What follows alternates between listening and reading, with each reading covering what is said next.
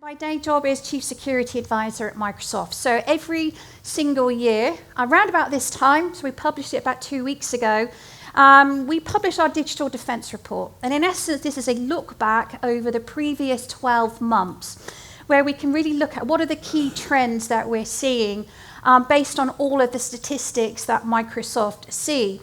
Now, just to give you some perspective, we are actively tracking 600 million cyber attacks a day. So that is either those threat actors who are attacking Microsoft directly or our customers. We are actively tracking 1,500 large-scale threat actors. So these are nation-state actors. These are ransomware operators. Again, put that into perspective. Last year, that was 300. We're now 1,500.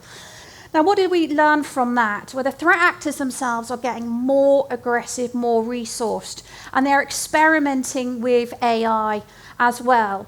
And because I'm going to give you a few little kind of things, what we're seeing across all of those areas when it comes to cybercrime, nation-state actors, and then a little bit of the so what. But I'm going to hopefully bring this to life for the day with all of our speakers who are really kind of be digging into all of these areas. Now, what we've seen with a number of the threat actors is they're utilizing proxy groups. So if you think about a nation-state actor, if I actively do a cyber attack against another nation, it could be seen as an act of aggression.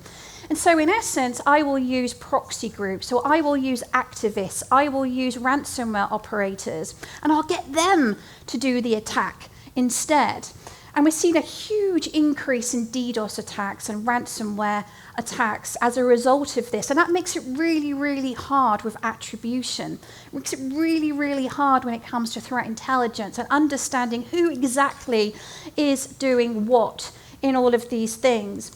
Now, to kick things off, you've probably heard me talking about identity is the key attack vector of all. In fact, we published a statistic last week that said identity has overtaken endpoints with regards to the type of attacks and what we're seeing. So just to put that into perspective, that 600 million I talked about cyber attacks a day, 350 million of those are password sprays.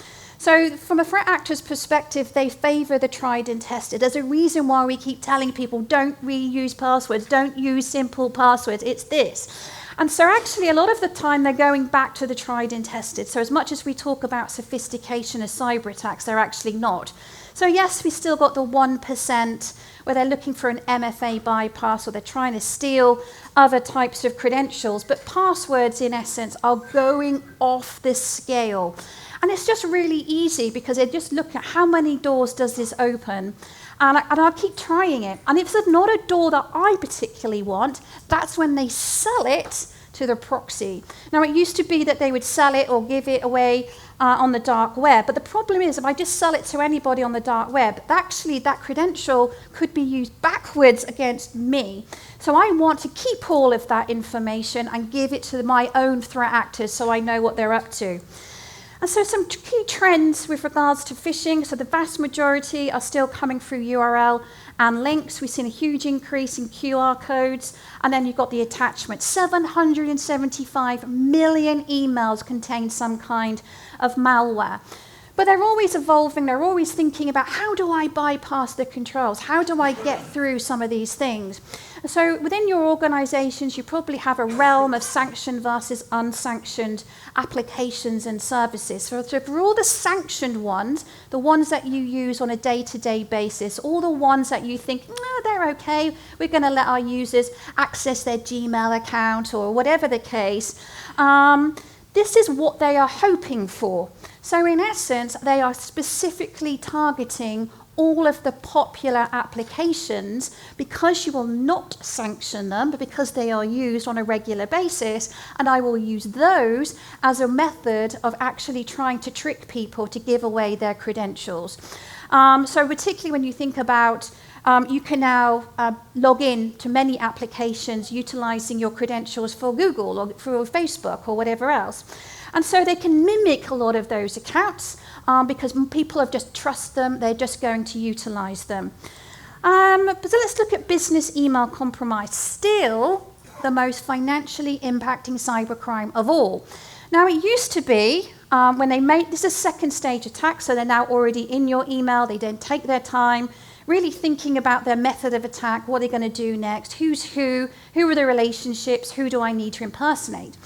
Now, part of the rules that they used to put in place on mailboxes was actually to look at keyword searches, maybe very specific information, and forward it outside the organization. Now, Microsoft got wise to that, so we actually have turned off the ability for anyone to put an auto-forward rule in.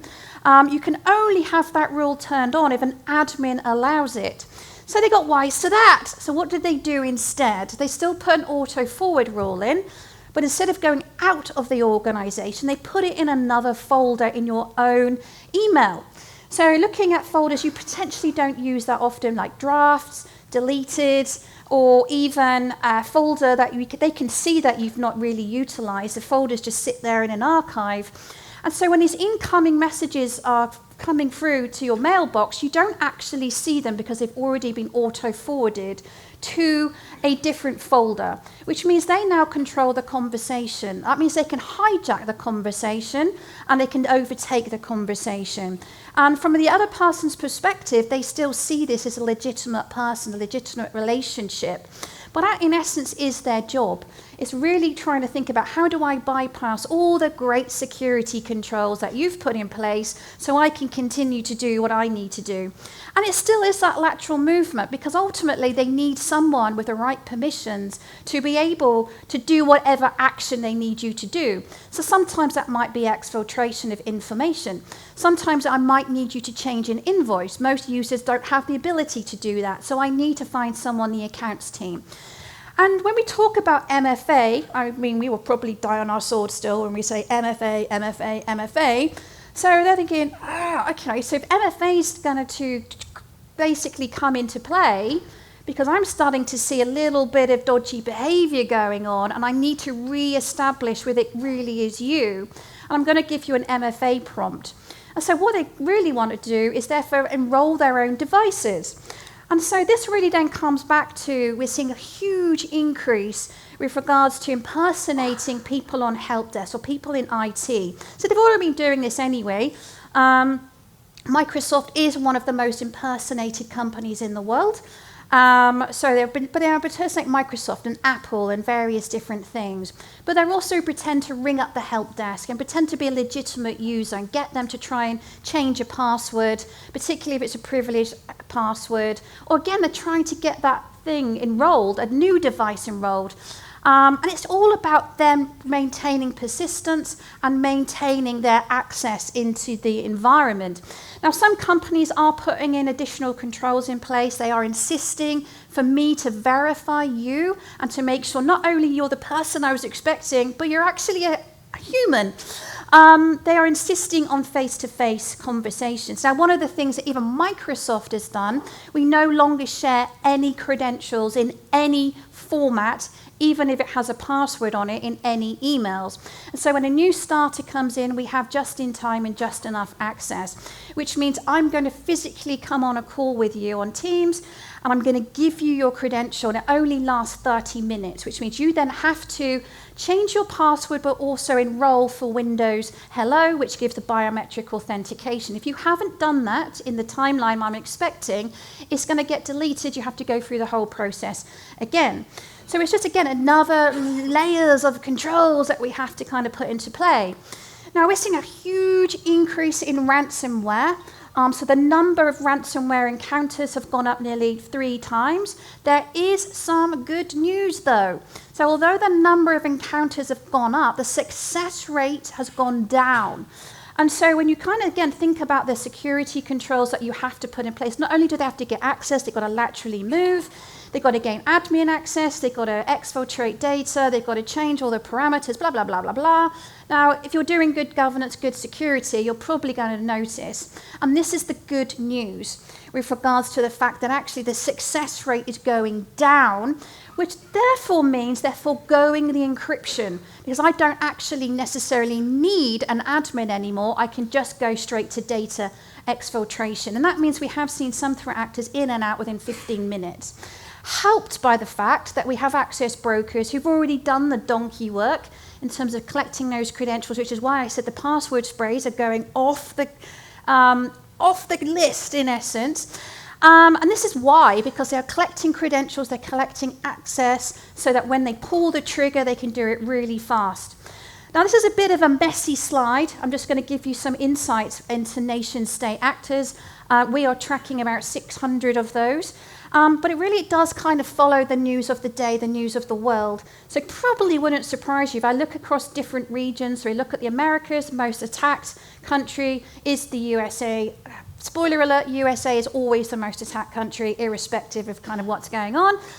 Middle East and North Africa is Israel, Europe, Ukraine, Southeast Asia, Taiwan, and then we've got South Africa.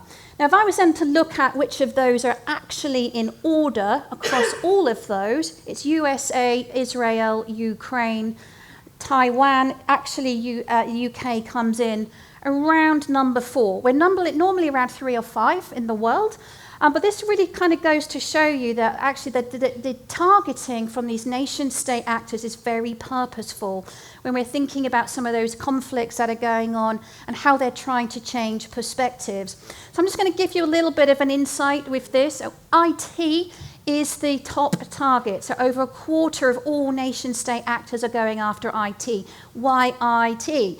Because you have privileged access. So every time you outsource something, if it's the cloud, any IT service provider you could possibly think of, SaaS services, any third party that you've recruited to do any work, they've probably got access into your environment. So I'm hitting up IT in particular for me to be able to gain access. So education is coming in next. That's a lot of the high value research. But when we kind of think about the top 4, maybe it wouldn't surprise you again with the top targeting and why they're doing it. So with Russia, 75% of their targets are still Ukraine or NATO. Microsoft itself was actually in the firing line earlier this year with Midnight Blizzard in terms of their trying to find intelligence about themselves, which is interesting when you kind of think about their objective. What's coming next? So what is it you think we know? What is it you think we don't know? Are you about to change your modus operandi? China have been very consistent with their targeting, so mainly around Taiwan, US defense, really about furthering their own interest. Iran, probably wouldn't surprise you, 50% of all of their operations have been against Israel or any nation, any company supporting Israel. But they're not really very well known for their human rights as well. So they're also after dissidents, they're after feminists, they're after any of these NGOs, any of these groups, activists, and understanding the kind of the policy makers and what they're up to. North Korea, also pretty consistent, I'd say, in terms of their ability to steal money and crypto. They're targeting, actually UK was their second target. Now what's interesting with North Korea is we've seen a change in tactic. So the nation-state actors do not normally do ransomware. They normally give that to their proxy groups. It's just not in their kit bag. That's an organized crime thing. However, as I sort of said, North Korea need money. So listen, I could kill 2 birds with 1 stone. So not only am I going to get access into this particular organization to steal their money, might as well give you a ransom while I'm here, and give you an extortion demand. Why not? I get double the thing. So Moonstone Sleet is actually a new threat actor coming out of North Korea. They've kind of come out and split out of the Lazarus group. And so we kind of see a lot of this, a lot of nation-state actors. They have very, very specific objectives.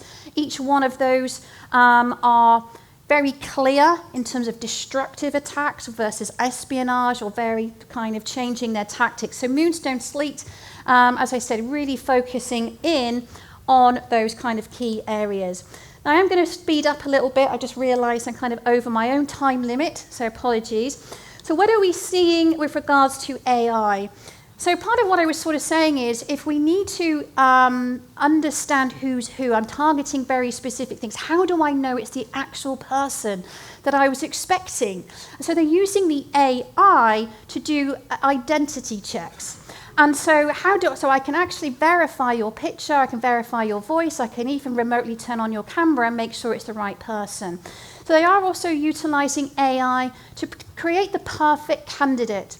by looking across LinkedIn, looking across all the different job adverts, and looking for what do I need to do to get you to employ this individual. So I create the perfect resume, candidate. I even use stenography, which is what you find in passports, all of the embedded information that you cannot see by the naked eye. Machines can. So if you're doing first round filtering using some kind of AI search words, and the machine itself is picking up a huge array of additional information that's been embedded in those resumes, you can really kind of see why they are working as well as they are. And the real purpose behind this is if I can't attack you from the outside, I'm certainly going to try and attack you from the inside.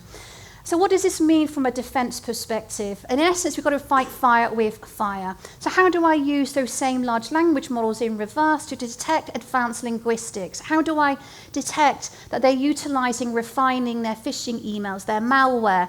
And how do I stop them in their tracks? So a lot of this comes down to automation and comes down to how do I get those insights? How do I speed up what I'm doing and what I'm seeing? And it's all about predictive what's coming next. So every time they use a large language to do their reconnaissance or to look at who do I need to target, they show a little bit of their intent, which also means that we can get ahead of it.